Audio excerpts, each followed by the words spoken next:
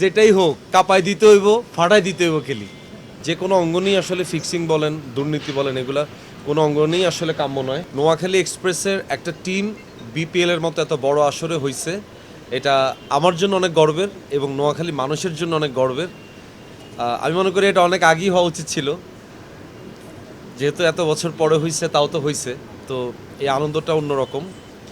আশা করি নোয়াখালী এক্সপ্রেসের মাধ্যমে বিপিএল এবার অনেক, বিপিএলে নোয়াখালী এক্সপ্রেস ভালো একটা পারফরমেন্স তারা দিবেন এবং আমি সবসময় চাবো যে নোয়াখালী এক্সপ্রেসের সাথে যারা জড়িত আছেন, এই টিমের সাথে কর্তা ব্যক্তিরা যারা আছেন, তাদের মাধ্যমে বলতে চাই যে যেহেতু আমি নোয়াখালীর ছেলে, সো আমি চাবো যে নোয়াখালীর ক্রিকেট অবকাঠামোর জন্য তারা যাতে কাজ করেন। প্রিমিয়াম হেজেলনাট ফ্লেভারে পোলার কার্নিভাল হেজেলনাট আইসক্রিম। পোলার, মন ভালো থাক। কারণ নোয়াখালীর ক্রিকেট অবকাঠামোর মধ্যে ছেলেপেলেরা যারা এখন ক্রিকেট খেলতেছেন তারা প্রত্যেকেই ভালো করতেছেন। তারপর আপনারা যারা আসছেন, আমি চাই আপনাদের মাধ্যমেও নোয়াখালী ক্রিকেটটা অনেক এগিয়ে যাক, এই আশাবাদ আমি ব্যক্ত করি। এবং আমি যেহেতু টিমের ব্র্যান্ড অ্যাম্বাসেডর হিসেবে যুক্ত হয়েছি, সো আমি চাবো আমার মাধ্যমেও টিম এবং নোয়াখালীর মানুষ একটা পজিটিভ ভাইব পাবে।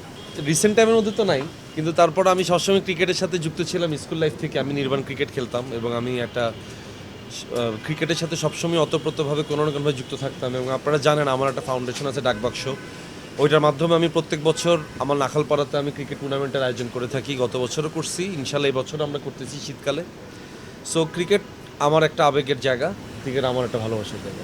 ফিক্সিং ইস্যু দেখেন, এগুলো আসলে ধরেন ক্রিকেটের সাথে যারা যুক্ত আছেন, বাংলাদেশ ক্রিকেট বোর্ড বিসিবির যারা আছেন, তারাই ব্যাপারগুলোকে মানে দেখবেন, তারা এগুলোকে তদন্ত করবেন। বাট আমাদের দিক থেকে আমরা চাবো যে এগুলো না হওয়াটাই বেটার। শুধুমাত্র ক্রিকেট অঙ্গনে না, যে কোনো অঙ্গনেই আসলে ফিক্সিং বলেন, দুর্নীতি বলেন, এগুলা কোনো অঙ্গনেই আসলে কাম্য নয়। সো আমাদের জায়গা থেকেও আমরা চাবো এটা যাতে না হয়। প্রত্যেক খেলা থাকাটা একটু ডিফিকাল্ট, যেহেতু আপনারা জানেন যে আমাদের মাসের প্রায় 20 দিনের মতো ব্যাচেলার পয়েন্টে শ্যুট করতে হয়, যেহেতু এটা আমাদের ওটিটিতে যাচ্ছে। সো আমরা শ্যুটটাও আসলে ওটিটি ফরম্যাটেই করি, ওরকম গ্র্যান্ড আয়োজন নিয়েই করে থাকি। সো প্রত্যেক খেলা থাকাটা একটু ডিফিকাল্ট। তারপর আমি চেষ্টা করব যে গুরুত্বপূর্ণ খেলাগুলোতে থাকার জন্য।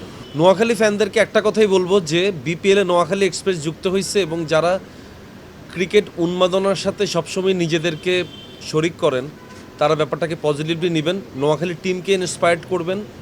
এবং নোয়াখালী টিম থেকে এবার যখন আমাদের একটা ভালো আরও কয়েকজন খেলোয়াড় যখন বের হবে, তারা আলটিমেটলি কিন্তু আমাদের জাতীয় দলেই খেলবে। সো আমি চাই যে খেলাটাকে পজিটিভলি এনজয় করা এবং খেলাটাকে এবং খেলোয়াড়দেরকে ইন্সপায়ার্ড করা। খেলোয়াড়রা পারফরমেন্স ভালো করবে, খারাপ করবে, অনেক কিছুই হবে।